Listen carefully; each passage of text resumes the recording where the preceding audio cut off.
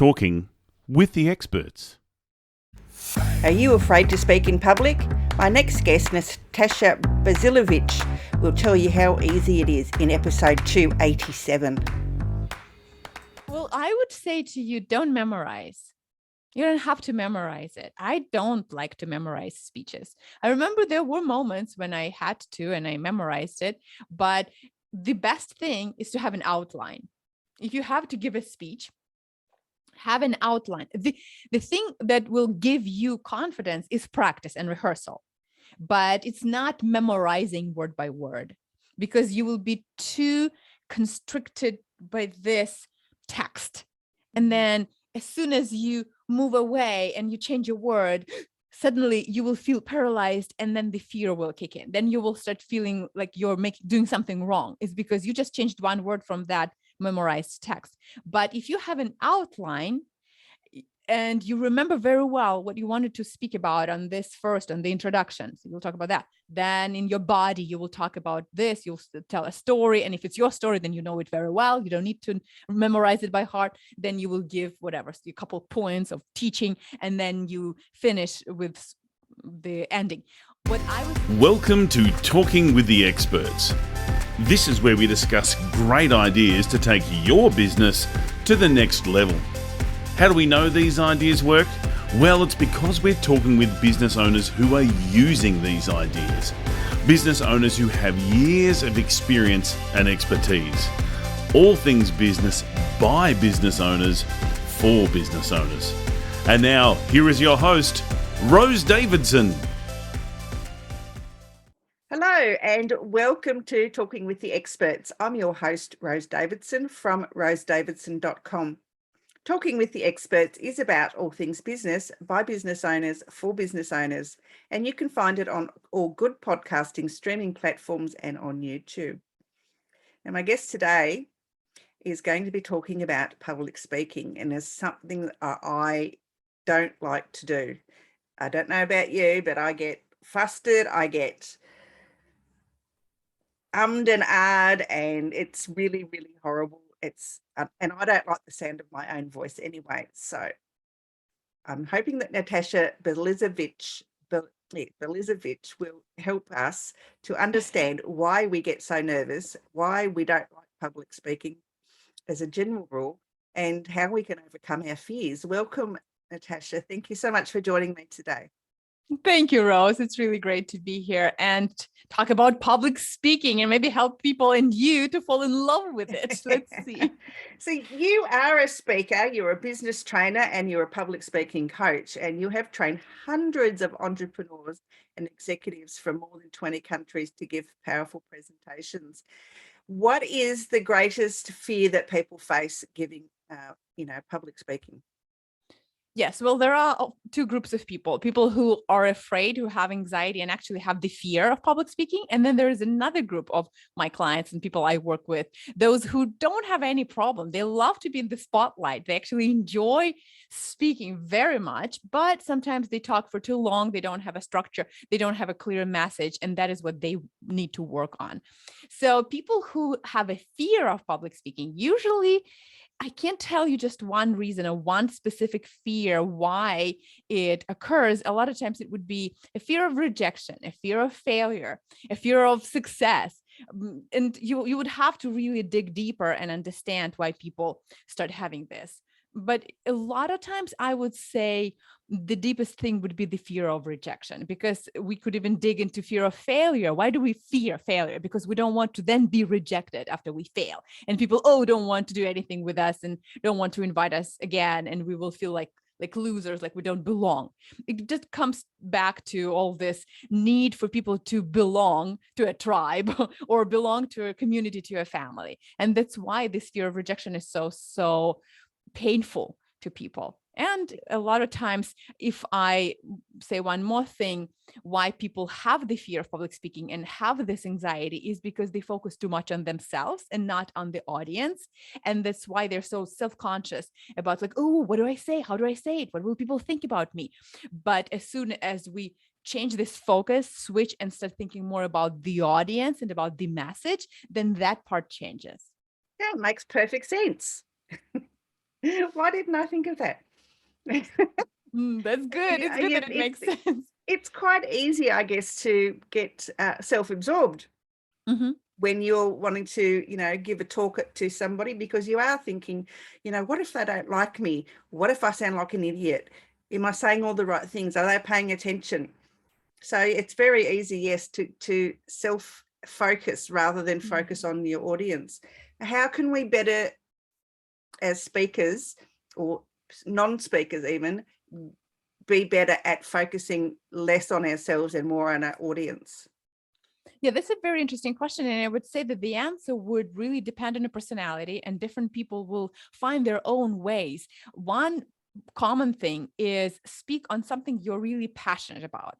Because think of everyone, and you, Rose, and everyone who's listening, just think back and remember a moment when you talked to your friend or to someone you know about your favorite movie, or about a restaurant where you wanted everyone to go, and you loved it so much and you wanted people to come and also experience this great food and great atmosphere. You're passionate about it and you are telling them, you're convincing them, because a lot of times public speaking is also about persuasion and convincing, whether that's selling or your message or you want to inspire people, it's still you're persuading them. So when you are passionate about something, then you don't really care that much about how you look at this moment, or if people will love you or not. You really love that food. You believe in it so much. You're passionate and you're sharing with others. And that is the main goal for you right now. And the same goes to public speaking. When you want to persuade, when you want to speak focusing on the audience, not on yourself at that moment, then choose topics that you are passionate about. And audiences, if you really care about those people, that kind of audience, then you will be passionate about sharing your message with them, speaking to them, and you will not put yourself first. But also, this is a switch in our mindset. And a lot of times, if we are just so used to focusing on ourselves, sometimes it takes time. I remember when several years ago, I got this idea. I heard it from one of my mentors, from several of my mentors, I should say. I wrote it down on a sticky note and I put it on my desk, and it was there for 3 years, if I remember correctly. It was just there. I'm here to give, I'm here to serve. It's not about me, it's about them. So when we just get this, hammer it into our mind, it's not about me, it's about them. We're here to serve people, our clients, and as speakers, as entrepreneurs, we are giving to them, and that's what we should focus on. As soon as that is the main thing in our mind, then we will not focus too much on ourselves. But it's a normal human nature to do it. That's why we need to work on it. That's why we shouldn't just let it roll and flow naturally. We should really pay attention. If we do focus on ourselves too much, think about other people's opinions. If we worry about them and about it, we have this fear of failure, and of course, as a result, a fear of public speaking, then we should just start working on our mindset. Yeah, it's an interesting concept. I mean, I love what I do. I love my podcast. And I love helping others start their own podcast. But my passion was not really aligned with my business. My passion lies in helping others overcome trauma from sexual assault or domestic violence. Mm-hmm. And I can speak on that, quite prolifically. But when I have to speak about podcasting, I'm obviously not as passionate about it as I am the other subjects. So what happens if you're passionate about a topic that you can speak about, quite openly, but it doesn't align with what your business is? And you have to speak on something that you're not too passionate about, right? So there are moments when you do need to speak on that. Well, first of all, you've got to spend some time to really make sure you believe in what you're saying. And even though you can't just get passionate about it overnight or in a few hours, then you have to understand your why. Why are you talking about it right now? Maybe you're not super passionate about this topic, but let's say you want to speak to people about podcasts. Well, then why did you start podcasts? Why do you want to talk about this? is it really important for you to share now about the beauty of podcasts with these particular people who now you're preparing? Let's say you're preparing for a talk, and why? How will they benefit? Is it really important for you that they will benefit? Do you really care that they will benefit from your speech right now? And then get this into your head that, hey, you are doing this for those people, and when you talk about podcasts with passion and love, then their lives might change. They might start a podcast or go and be guests on other people's podcasts, and their voice will be heard, and maybe they have incredible messages that they will talk about there. So it's like, look, you are passionate about sexual assault or traumas. Well, there are so many people in the world who also have gone through that and who have those topics and whose voices need to sound. And you as a podcaster, you make it happen. So there you go. You connect podcasting with your passion. And when you speak about podcasting with that in mind, that through that, you allow other people share about their traumas, and basically you could be saving lives, because if people speak about something about like depression or suicide, then they could stop themselves from committing a suicide. So there's just so much. And when we focus on this big why, on the purpose of this talk, and we even make it bigger, we just intentionally exaggerate it. Think about this purpose of the talk and make it so vital right now that when you talk about it, you will be passionate. You will feel like you are saving the world at that moment, because that's what you need. You need to feel that have that emotion about this talk, and then you will easily focus on the audience and the message and not yourself. Good point. Absolutely good points. Yes, I had often thought about starting another podcast about trauma and sexual assault and domestic violence. I did do a live TV stream for a time. I ended up talking to myself for an hour rather than having people come on, because they didn't want to share their stories openly. But yeah, so it's food for thought. I might resurrect that idea, actually, because I know there are a lot of people who could benefit from hearing others speak about their own traumas and so forth. I'm sorry for interrupting a little bit. Let me tell you this one little story. And this is the example of why it's important to talk about our traumas, and why actually your podcast, if you start it, could be so helpful for people, save their lives. They repeat the same phrase, but it's not just words. Literally, it could change their lives completely. Several months ago, I was sharing on Facebook in one of the groups where I'm a member. It's a huge group. I was talking about my sexual assault experience, that I was raped twice, but I didn't feel like it was a huge trauma that really affected me much. Like I never really wanted to commit a suicide or was depressed. I just talked through. I just talked with my friends. I talked with therapists both times. I just spoke, cried, and then healed through that. And then there was another moment when I felt guilty that it didn't affect me, that I didn't suffer. So many people were sharing their just such painful stories, and I felt guilty that I never felt that way. So I just posted that story. I spoke about it basically. And a girl wrote to me, and she wrote an email, and she said, I had some similar experience. Can we get on a call and talk about it? And I said, sure. And just maybe share, maybe you will share and I will share with you, because I never talked with anyone about that. So we get on a Zoom and we talk about it. And she said that this was the first time she actually talked with someone about her experience when she was assaulted and drugged, and she didn't even remember what was happening to her, but she was raped. And then after we talked through that, I shared she shared hers. That's all we did. We just talked.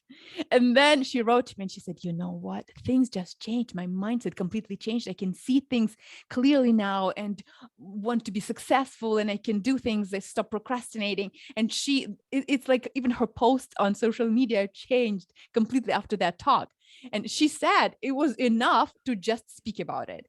So when maybe you can't force people to talk about their trauma, but you start and someone else will share, and then people will hear about it, and that could change them. That could really affect their life. Absolutely brilliant. Yeah, I'm having a meeting with the other co-founder of this organization that we have, and And yeah, I will bring that up with her tomorrow and see what she thinks, because I think I've been wanting to do it again for a while, and yeah, I think it's a great idea. So Yeah. it's something that I am really, really, well, having lived through it, I'm very Mm-hmm. passionate about helping others through Mm-hmm. their trauma. But, you know, with podcasts, I love interviewing my guests. I love talking with the experts, because Mm-hmm. it's helped so many people. And I've received messages back, you know, how they've been inspired to, you know, better their business because they've heard one of my guests speak on a topic that, you know, they were challenged with. So I love that. And so doing the podcast for me is like a no-brainer. I love it because Yeah. it's my passion as well to help others. I'm very heart-centered, and I love to give others a voice so Mm-hmm. that they can, you know, tell their stories or help others. So that's why I love it. So, you know, but getting up on a stage in front of, you know, people I've always been challenged with that since I was a teenager. When I was little, you know, it wasn't a problem. I could get up on a stage and do anything. But now, since teenage years, it's been really hard for me. Mm-hmm. You know, since you were little, when you were little, it was easy for you. And then when you became a teenager, you remember that it was hard. So I want to challenge you to think back, maybe journal about it, maybe create a timeline. You know how there are different ways of doing it. And try to remember what happened between when you were little and then when you became a teenager and you suddenly got that fear. There was a moment when either you spoke in class and people laughed, or you made a mistake and the teacher said something, or your parents said something, whatever happened, because that moment when you spoke and it was a failure and somehow you started feeling unworthy, that was the moment that created that fear. And it's Yeah, I really know important to exactly go when it back. Oh, was. you know, okay. Yeah, I'm pretty certain it was when I was in grade 7. I could never read very well because I used to stumble across the words because my brain moved quicker than my eyes. So I was like, my brain was, you know, half a sentence in front of me. And so by the time I got there, I was just stumbling. And I had to read to the little grade ones. And it Mhm. was really challenging for me to do that. And I got really embarrassed. And I think that is the time when I didn't like to speak in public anymore. I didn't like to read out loud to people. Um, and do any That's of it. those things. So I think that was the time. And so after that, I Mhm. didn't speak in public after that. Mhm. And see, so when that happened, you need to go back and experience those emotions again. So what a lot of experts are saying on this kind of fear, or those moments that create this fear, is you go back and you have to first experience that negative emotion and sit with it. Just allow yourself to feel it again. Even allow yourself to feel the next level of it, like really almost like you're there. And then you have to reframe, and then you change, you know, it's one of the NLP techniques also. So you change that and you say, okay, well, right now I'm totally different. That was then, but now, and you in your mind you say the opposite of what could be the limiting belief that was created at that moment in time. And so, well, there are different ways. Maybe you've done that already, but there are ways of how you can overcome that. And exposure therapy is one of the ways to deal with fear of public speaking. You probably heard this. So you Mm. expose yourself gradually, step by step, and you start speaking more and more and more and practice, and then it will disappear. Yeah, I have the fear. I also have the fear of, you know, memorizing a speech, you know, like giving a 10-minute keynote and trying to remember it and not being able to. So quite often I find myself reading off, you know, the screen or a teleprompter or whatever. And so it doesn't Mhm. sound as genuine as if I were to give it, you know, from the heart, but I'm too afraid that I'll forget the words. And Mhm. I don't know, that's a morbid fear that I have. Well, I would say to you, don't memorize. You don't have to memorize it. I don't like to memorize speeches. I remember there were moments when I had to and I memorized it, but the best thing is to have an outline.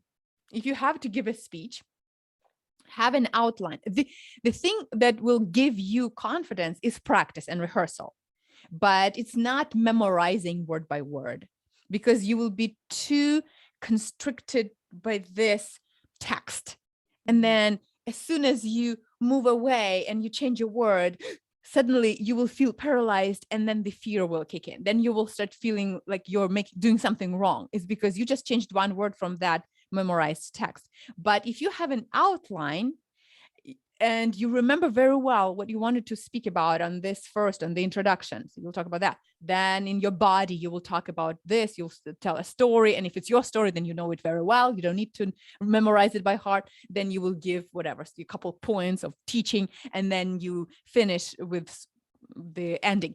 What I would suggest is memorizing the opening, which is 1-2 sentences maximum, and then the ending, which is again 1-2 sentences. So they should not be long. But when we memorize the opening, then it's the very beginning of the speech. And if you know it very well, like I wake you up at 3 a.m. and you will say your opening line, then you will start confidently. And because you know it so well, you will get into your speech and you'll get going. And so it will be this momentum for you. And then you'll go. And then the ending, you've got to know very well, and maybe also memorize it so you say it correctly, because that's strong. People will remember you by your ending. But in the middle, make sure you just have the outline and you know what you're talking about, and then rehearse it, practice it many times.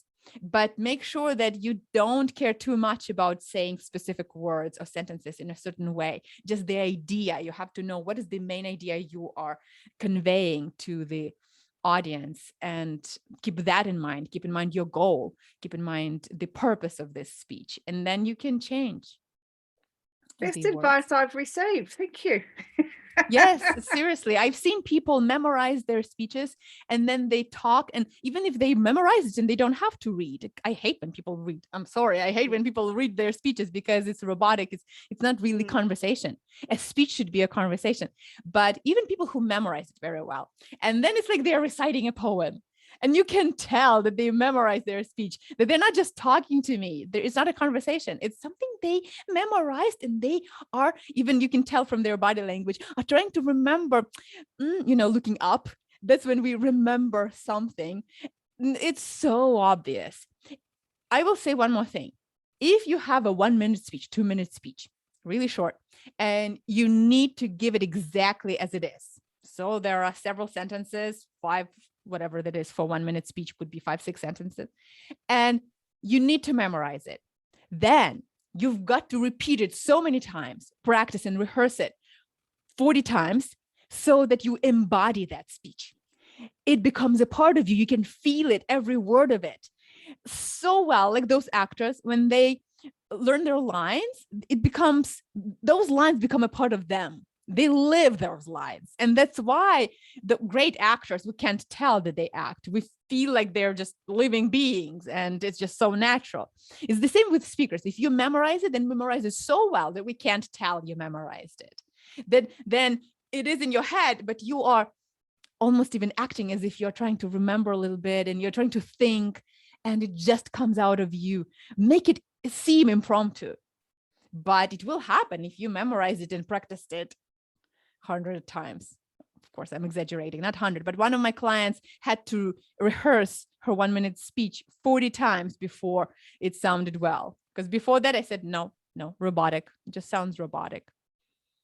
Yeah, that's the point with memorized speeches or reading from a teleprompter, that's for sure, because you don't get that same emotion behind the words, do you? When you have to remember them, and if you missed a word and then you subconsciously kicking yourself because, oh my God, I've missed that word, now I've missed something else, and then you start to worry that then you miss the whole point of the whole speech. Yeah, exactly. And just if you approach every speech as your podcast interview with someone, or let's say you are being interviewed and you are speaking there, you're just answering a question. So imagine that keynote or whatever speech you have, you're just answering someone's question on a podcast. Or if it's your podcast, then you're just responding to someone's answer like you just did to mine, and you're adding something. because it's a conversation and it will be natural. I've really learned something today. Thank you so much. Well, that's the purpose, right? So that we learn and people learn, and that's the beauty of podcasting. Absolutely. Natasha, where can people find you if they'd like to work with you? Well, I have a website, and it's natashabazilevych.com. And I'm sure you will have the link, because probably it's hard for them to do my Bazilevych name. Yes, but on my website, there is a free public speaking video course that I just gift to everyone since 2020. This was my gift, and people can start learning about public speaking, growing in that skill. And then also they can DM me and find me on all social media, Facebook, LinkedIn, and Instagram. Absolutely perfect. Have you thought about writing a book about public speaking? Oh, yes, I'm in the process of writing a book right now on chapter 5. Yes. Stuff. Okay, well, you have to let me know when it comes out so I can have a read. That'd Oh, be yes, really I'm so great. excited about it. Mhm. Good. Natasha, have you got anything, final comments, a quote, some sort of inspirational tidbit that you'd like to share? Yes, I want to share a quote that I love sharing with everyone during my workshops and when I teach my trainings. And this is something I live by, and it's my overall favorite quote by Henry Ford. And I'm sure you know it. Whether you believe you can or you believe you cannot, you're right. And this is so true about public speaking. You've got to believe that you can develop public speaking, can deliver that speech, and then you will. Of course, if you don't believe that you can, then you will never do that. But just believe and remember, public speaking is a skill, something that you can develop. Like reading, like walking, you can develop it. So work on it and get better. Perfectly perfect. Beautiful. Natasha, thank you so much for joining me today. I wish you and your family good luck and Godspeed. Thank you. Thank you, Rose. You've been listening to Talking with the Experts, hosted by Rose Davidson. Make sure you have a look at our back catalogue over at talkingwiththeexperts.com. And be sure to subscribe to our podcast so you don't miss out on any episode. We look forward to your company next time.